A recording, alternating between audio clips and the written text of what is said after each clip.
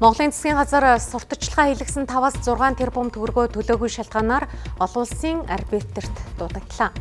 Go Mongolia үндэсний брендийг олон улсад сурталчлах зорилгоор Английн Премьер Лигийн Фулхэм клубтэй 2024 оны 6 дугаар сараас хамтын ажиллагаа эхлүүлжээ.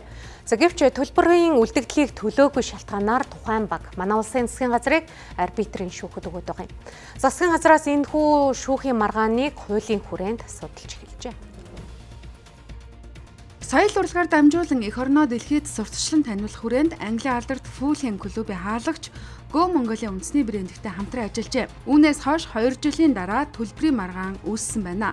Хамтран ажиллах гэрээний хүрээнд хөлбөмбөгийн тоглолт үзэх тасалбар Фулхэм баг хэвлэлийн хурал хийх үеэрээ Go Mongolia бичигтэй сурталчилгааны хувцас өмсөх зэрэг сурталчилгааны ажлыг хийх байжээ.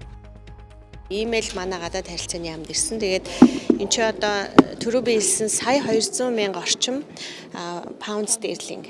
Тэгээд тэрний 3-ны 1-ийг нь бол урьдчилгаагээд өгчихсөн. 3-ны 2 нь бол өгдөөгүй байгаа гэсэн үг. Тэ. Энэ жилийн гэрээ, өмнөх жилийн гэрээ нь бол бүгдийн гэрээгээ төлбөрөө төлөөд дууссан юм лээ. Ундрам сайд хэлсэн. Ийм одоо арбитрийн шүүхт өгсөн мэдээлэл ирлээ. Одоо энийг яах вэ гэж.